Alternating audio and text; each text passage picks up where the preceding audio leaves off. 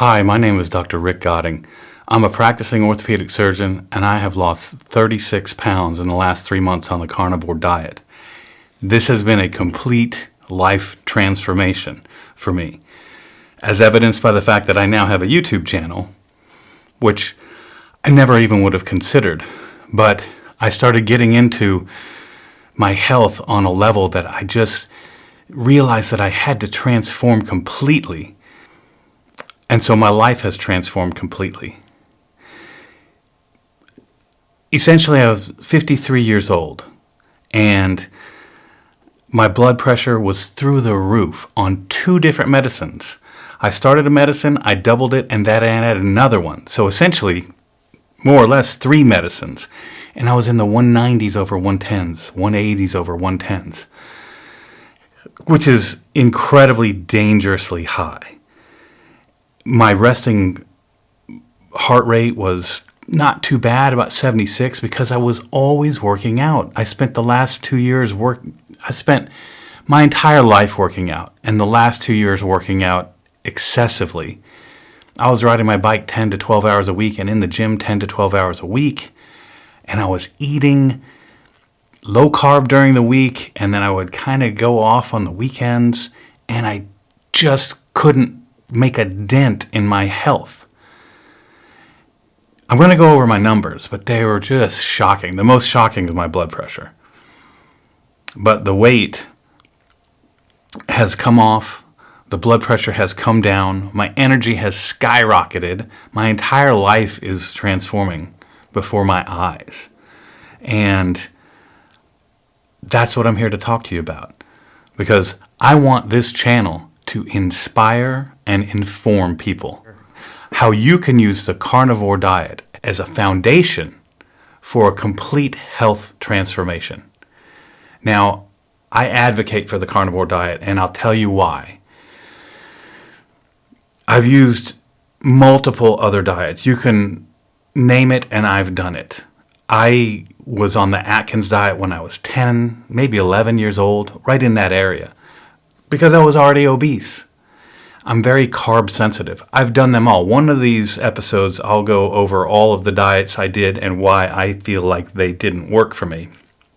But the ones that worked in the short term were all either extreme calorie restriction with extreme working out, or excellent nutrition with extreme working out, or they were ketogenic. And so when you start to look at what is actually going to be something that you can go for on the long term, that you can sustain, to me it's going to be the ketogenic diet, even if it's a cycle.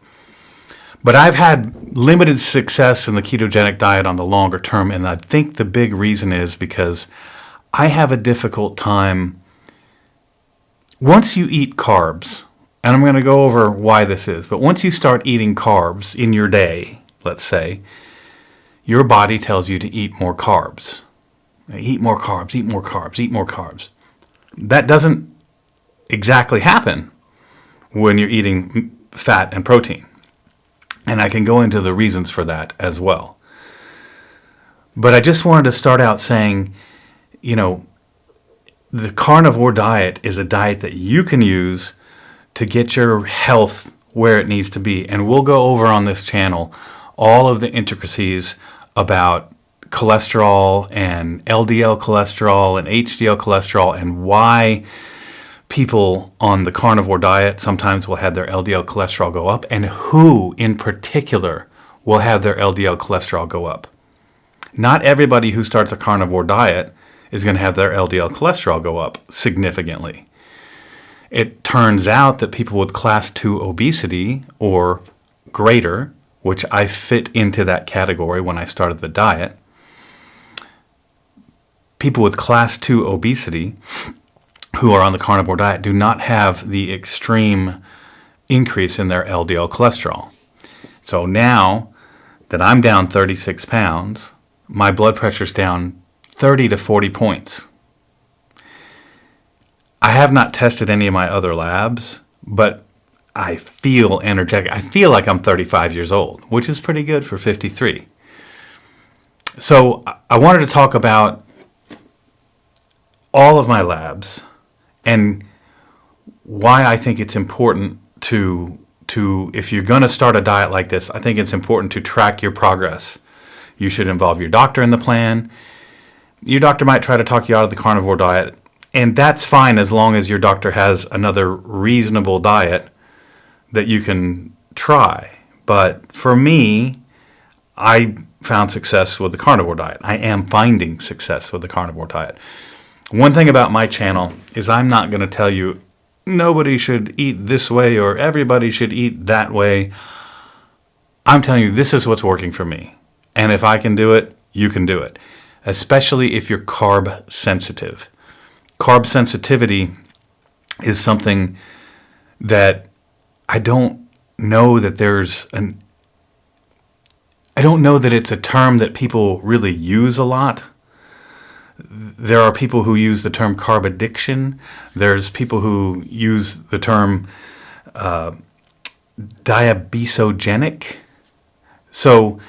and obesogenic, and things like that. But essentially, it's carb sensitive. Essentially, when I eat carbs, it's different than when some other people eat carbs. And what it does to me is it makes me want to eat more carbs. And it also makes me want to take a nap, frankly. I can really, the level of alertness that I have, and at this point, just all throughout the day, has improved tremendously. And I think that part of that is the fact that I've had sleep apnea. Now, I had sleep apnea that was undiagnosed for quite some time, and then last year, I went and had my sleep study, got my CPAP, and I started feeling better, but my blood pressure wouldn't go down. I still couldn't get my weight down, and I still overall just didn't feel good. That's why I knew, starting in January of 2024, that I was going to make a dramatic change. So we arrived home from a vacation to Hawaii, where I ate all my favorite tasty Hawaiian food, and I started the carnivore diet, and I have not looked back.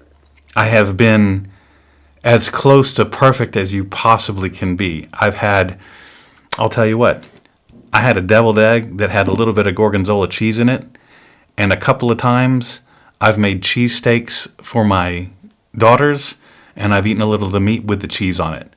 That's it. Other than that, it has been meat, eggs, salt, and butter. And heavy cream in my coffee. I'm not giving up my coffee. And I don't think I need to. I think the science is debatable about how good for you caffeine is, but you know what? I'm going to drink my coffee. So I'm going to go over my labs. I'm going to go over all of my numbers right now, just on a cursory level, on a level that's just sort of identifying what they are, and I might talk a little bit about the significance of them, but I'm going to do a very deep dive on my labs and their significance and what they actually mean and all of the molecular mechanisms. Now, when I say molecular mechanisms, let me tell you that on this channel, I am going to do a lot of translating. I'm going to translate science into easy to understand words. So when I say molecular mechanisms, I'm going to tell you what I mean by that. So molecules are the building blocks of essentially everything, okay? So when you look at molecules, you're looking at atoms. So atoms build into molecules. So molecules are used in the body in all kinds of different pathways and processes. And when you say molecular mechanisms, you're basically breaking down to the very chemical and energy based understanding of how things are happening. Okay? So if I say a cellular mechanism, that means on the level of the cell. So your body is made up of cells, right? We all know this. We remember this from 8th grade biology. And if you didn't do 8th grade biology, let me tell you that there are these little tiny things in all living organisms that that make up the organism itself. There are each type of tissue, and when I say tissue, I mean things like skin and heart and liver and lung. Those are all tissues. Tissue means the thing that they're made of. If you break those down into smaller components, they're cells. And if you break down what's happening in the cell to its smaller components, it's molecules. So when I say molecular mechanisms, I mean the way things are happening on the smallest possible way you could actually look at it. Okay, there are also electronic and chemical processes as well, but those are essentially molecular as well. So I want this channel to be something that people can turn on and they'll say, okay, I understood what he said and I can relate to it. So that's one of my main goals for my channel. I want you to understand what I'm saying, because I watch a lot of other doctors on YouTube, and I feel like no matter how hard they kind of try to break things down, they stumble when it's time to speak English and speak it in understandable terms. And I think sometimes they just go right back into the medical lingo and leave the viewer feeling like he's watching or she's watching a foreign language film for a brief time. So I'm going to try really hard not to do that. I'm going to try really hard to, anytime I catch myself saying a word or a phrase or talking about a concept that isn't in the normal way that people would speak to each other and a normal understanding, I'm going to try to break it down. So that'll be part of the thing that I do on my channel, is try to translate science, because I'm going to go over a lot of science on this channel. I for myself, it's the research into the diet itself, as well as the transformations that I've seen people have, that inspired me to take on the carnivore diet as the foundation of my transformation. So here's my initial numbers. My body mass index was 38. Now, the body mass index is essentially a weight versus height sort of categorization. It's a number. It's an index. We use it in medicine. I use it in my orthopedic surgery practice. And it tells us essentially how much mass there is to a person. And we sometimes will say, well, after a certain number, there's got to be just a lot of obesity there. It's not super accurate, because powerlifters and bodybuilders would have a high body mass index and they have no fat on them, a lot of them. So anyway, my body mass index was in the category of obese, 38. My weight was 280 pounds. It was just shy of the heaviest I've ever been. Now, I was also just getting back from vacation in Hawaii, and I had gained probably 12 pounds. But the year prior to that, I had been doing sort of a during the week loss and a weekend gain in between 260 and 270. Today I weigh 244 pounds. It's if you've ever lost that kind of weight, because that's 36 pounds, that's 15% of my body weight. If you ever lost that kind of weight, you understand how miraculous it feels. And if you've ever lost that kind of weight and gained it back multiple times, then you know exactly where I am, and you'll understand why at 53 I feel like this is it. I've got to make it work this time. And this is what I'll tell you. It doesn't matter how old you are. You can do this. You can do this. So let's go over my numbers. Body mass index of 38, weight of 280, blood pressure 190s over 110, sometimes 180s over 100. Again, on 3 medications. Cholesterol, so my total cholesterol was 264, and that's very high. The range is 100 to 200. So that's well above the high of the range. Concerning, but again, so my blood pressure was much more of an acute concern to me because it's the blood pressure in the 190s that's going to make you have a stroke. And I lost one of my best friends from med school last summer from a stroke. So I'm very in tune with that. And so I was much more concerned about my blood pressure, and I knew that getting my weight down and getting the water off of me from just all of the processed food and all the wheat and the things like that, getting that out of my system was going to cause me to lose some weight quickly and get my blood pressure down, and that is exactly what has happened. So, cholesterol of 264. Now my LDL cholesterol, and that is what is sometimes called the bad cholesterol. I'm going to explain this all in a different video, but the LDL cholesterol is the cholesterol that builds up in the arteries and causes the plaque, which is sort of like a clog in the arteries. And arteries are the little vessels that take blood to different parts of your body. And the arteries in your heart are called your coronary arteries. And those are the arteries that get clogged up. And they do get clogged up with LDL cholesterol. But it's not that simple. But I'm going to go into that at a different time. Nevertheless, it's a very high number that I would love to see go down. My HDL cholesterol, and sometimes they call that the good cholesterol, was 44. And that was in the normal range, but you'd really like it to be higher. So I want to get that up. My triglycerides, and these are sort of the fats that are just floating around in your blood. They're carried on other molecules, and they're going through your blood, and they're taking energy from one place to another or storing it.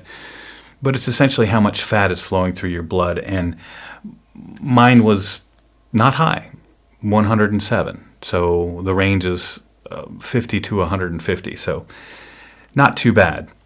My resting blood glucose was 107. So that does put me into the pre-diabetic category, or it did 3 months ago. I have not checked it more recently, but I would say that I've had that same early pre-diabetic blood glucose for several years. And that is another very frightening thing for me.